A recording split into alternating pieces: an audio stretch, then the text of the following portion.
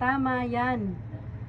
Para matauhan yung mga asawang akala mo sila ay tama.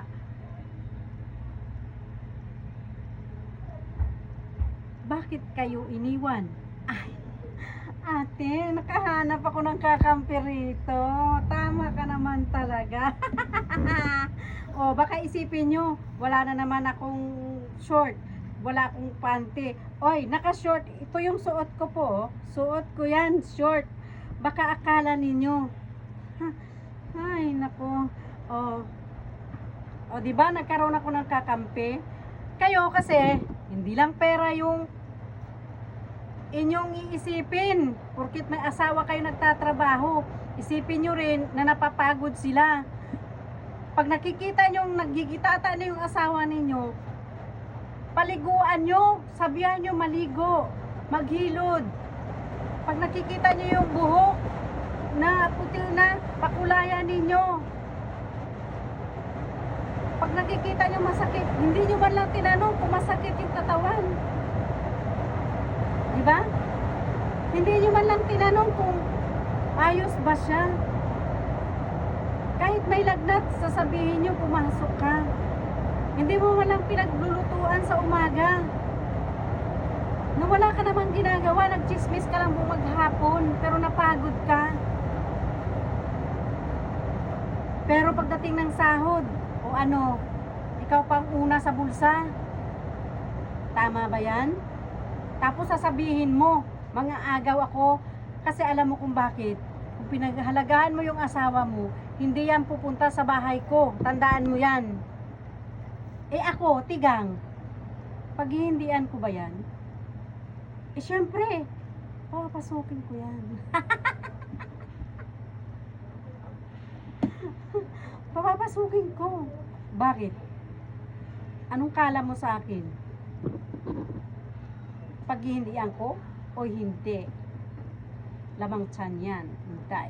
Oh. Yan. Oh. Alam nyo, hindi lahat ng tao sang-ayon sa mga komento ninyo. Okay? Dapat, inaalam nyo yung punot dulo, hindi lang yung anuhin nyo yung tao. Durog na ako ah. Pero hindi nyo alam, lalabanan kita kahit durog ako. Kasi malayo naman yung mga sinasabi ninyo. Kaya puro na lang kalukuhan yung sagot ko. Okay? Oh. Oo nga naman. Bakit nga pala ayaw umuwi sa inyo yung asawa? Ayun yung asawa nyo, pinapauwi ko ayaw. Alam mo kung ano? Sabi niya sa akin, ayaw kong umuwi. Dito ako sa'yo. Ay, ang haba ng buhok ko nila. Oh, ganda-ganda. Oh, anong gagawin ko dyan? Alam nga naman sipain ko yan sa labas. Ha? Siyempre, mahalin mo kung ayaw nang umalis sa'yo. Alagaan mo. Oh, kung gusto niya pa rin sa asawa niya, pauwiin mo. Oh, kung kayo na asawa, kung maganda ang trato nyo, pauwiin nyo, sunduin nyo. Dito sa bahay ko. Ay nako, huwag nyong gamitin yung mga verse ng Biblia kasi tao lang din yung gumawa, okay? Huwag nyong verse dyan. Ang isipin niyo yung totoo, hindi yung napulot nyo lang sa comment, tabasa mo, ay magko-comment ako. Ay, sasabihin mo, nakita mo lang nagsasabi mga comment doon sa ano, ang kapal ang mukha mo, nang agaw ka ng asawa. Ikaw din, nakikisunod din. O ito, ikaw, kapal ka ng mukha, haliparot ka, kapal ang mukha mo. O, di ba ganyan ka? O, isa ka sa nag-comment ng ganyan, di ba?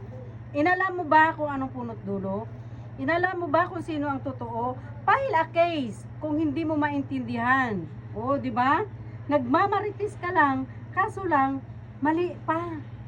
Eh kung sa akin ka nagtanong, o di ba?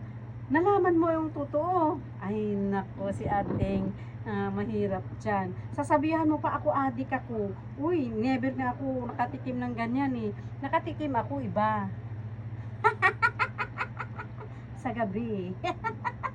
Hindi yung ganyan, nakakatirik ng... Oo nga, nakakatirik ng mata, pero hindi yung nakakatirik ng mata. Ay, nako. Oh? Oh. Kaya warning sa lahat ng mga asawa. Hindi lang porket maganda kayo, hindi na kayo magbihis. Amoy dilis kayo, amoy suka. Oh, mahirap kaya maging kabit. Oh, kailangan ko magpaganda para naka-smile kahit pagod siya. Oh, mahirap kaya kayo nga. Oh, ang sumalo ng lahat ng problema ng iniwanan ng asawa. Ay nako, si ating hindi naisip.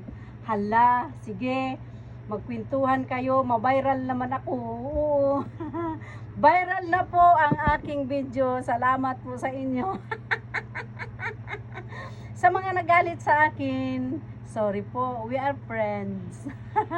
We are one, okay? Lahat ng mga single mom na nag-comment sa akin, thank you. Kahit ano pa yan, thank you sa inyo.